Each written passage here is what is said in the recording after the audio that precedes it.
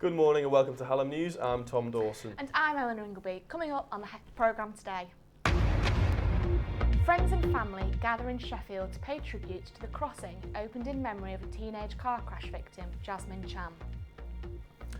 5,000 people have signed a petition against the bus route changes across South Yorkshire. And a Rotherham primary school has kicked off their Children in Need celebrations.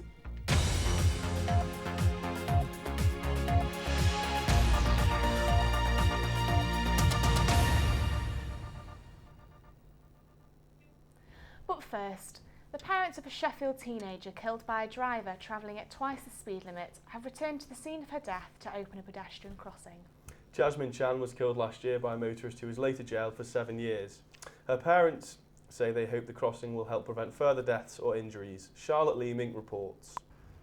Jasmine Chan's parents, Peter and Paula, returned to the place where their 14-year-old daughter died, here to officially open a pedestrian crossing which has been named in her honour, a legacy for a teenage girl who saved the life of her young friend. It's been 17, 18 months of hard work, but look what we've achieved now. And now we've got, as you can see, the road is still very fast road, so we have at least got some control over this road. Unfortunately, it took a tragic death. But since that, we've got Jazzy's Crossing, which is something probably not today, but probably in time to come, the family will have something to remember her by, that she carries on saving lives. Jasmine and her friend Tia were crossing this notorious stretch of road last May when they were faced with an oncoming vehicle. Now, Jasmine just had a few seconds to act, and what she did was push her friend Tia to safety. Tia suffered leg injuries, but if it hadn't been for Jasmine's brave actions, it could have been so much worse.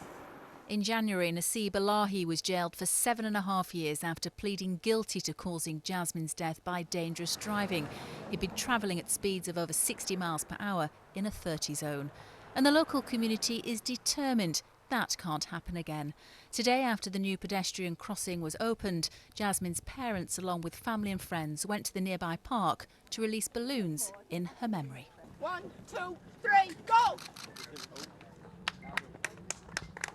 I think today sees all the hard work that's gone into it. It's vital for us as a local school.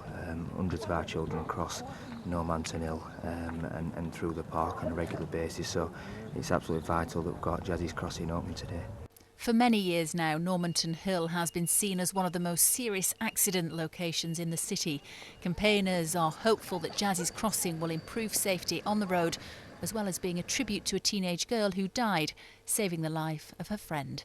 Charlotte Leeming, BBC Look North, Sheffield. Sheffield Interchange was flooded with protesters today, upset about the latest bus route change in the area. Our reporter Rob went down for us. Hi, I'm back down here in Sheffield Interchange, where people have been protesting this morning against the proposed bus changes in the area. A petition of 5,000 people was signed and would lead to a council debate later in December. Green Hill teacher Joanne Lumley, who set up the petition, was taken aback by the response, which has triggered a council meeting to be taking place in the town hall on the 2nd of December. Sheffield Bus Partnership, who made the changes, claim they would make it easier and cheaper for people to get around, and new discounted tickets are also introduced. However, many people disagree, reporting of issues of no-show buses and lost bus drivers. Dire. Absolutely dire. They've reduced services by 40%, put bus fares up. People don't know what buses go to where, what numbers they are. Even the drivers don't know what the route is anymore. It's just absolutely appalling. Out earlier to catch my buses to work because they don't tally up now. So I'm standing about for an extra 20 minutes.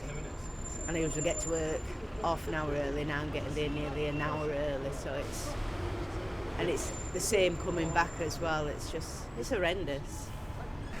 Sheffield councillor Penny Baker said when the people of Sheffield are angry, it's usually because they're right. Robert Aston, Hallam News. Magna Science Adventure Centre has come under scrutiny by accountants after a report has shown the centre can't cover its running cost. Magna owes over £400,000 in loans to the authority, which has led Rotherham councillors to review the building's future.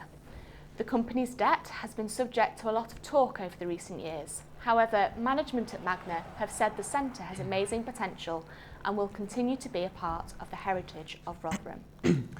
Bretton First will be hosting their annual conference near Sheffield tomorrow.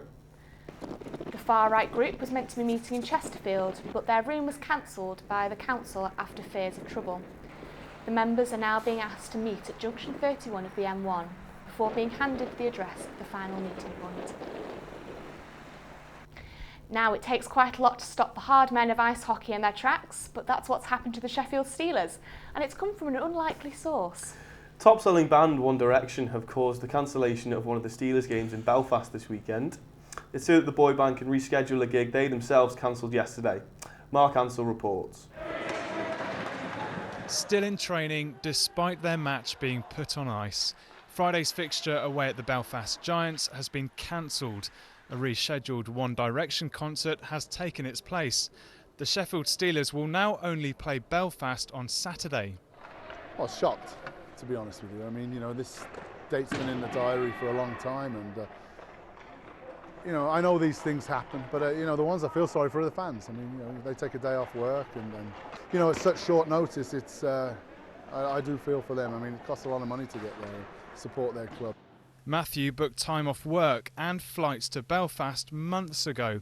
He thinks he should be given more than just a free ticket to Saturday's match. Disgusted, really. We were told 2 days prior to the event. We spent a lot of money to travel to Belfast and taking time off work, flights, hotels, and for him to turn around and just shrug us off, really, put us to one side for a concert that was cancelled by the band. I don't think it's very fair. But just look at what it means to the One Direction fans in Belfast when they hear that their gig is going ahead. I'm so happy. Like, I'm really, really happy. I'm actually so happy. I love them so much. I do.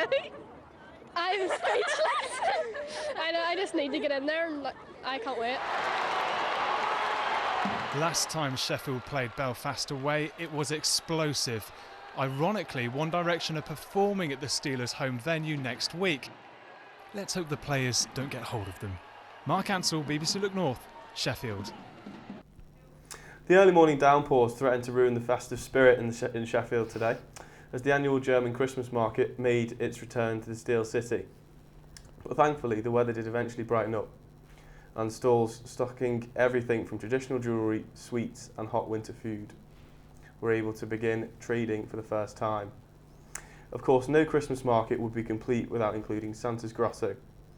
Sadly, there was no sign of the big man around Fargate today, but who knows where he's hiding. As I'm sure you know, today is Children in Need, where schools up and down the country will be raising money to help those less fortunate. Ollie Constable has been to see what's happening at a school in Rawmarsh.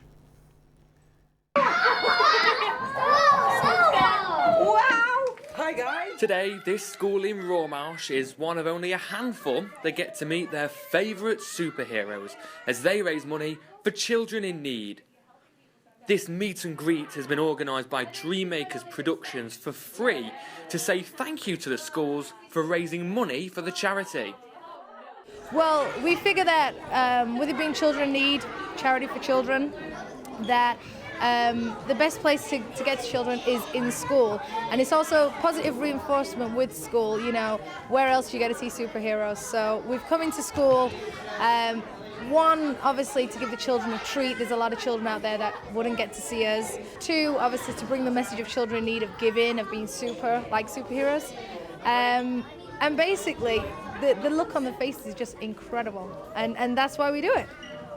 Last year's Children in Need raised over £32 million, and with the kids here organising bake sales for next week, everyone is keen to get involved. My favourite superhero is every superhero.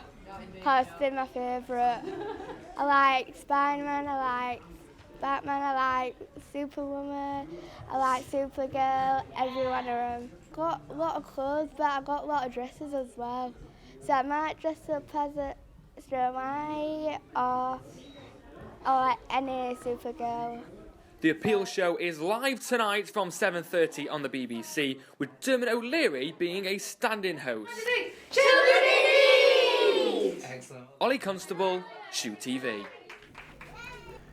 Great to see everyone raising money for a great cause. Now for Joe with the sport. What's in the sports news, Joe? Well, there's still plenty going on despite the international break in the football, but we start with the news that Sheffield has been confirmed as the host city of the 2017 Special Olympics. It will be the UK's biggest disability sports event in 2017, and it's the 10th in the competition's history.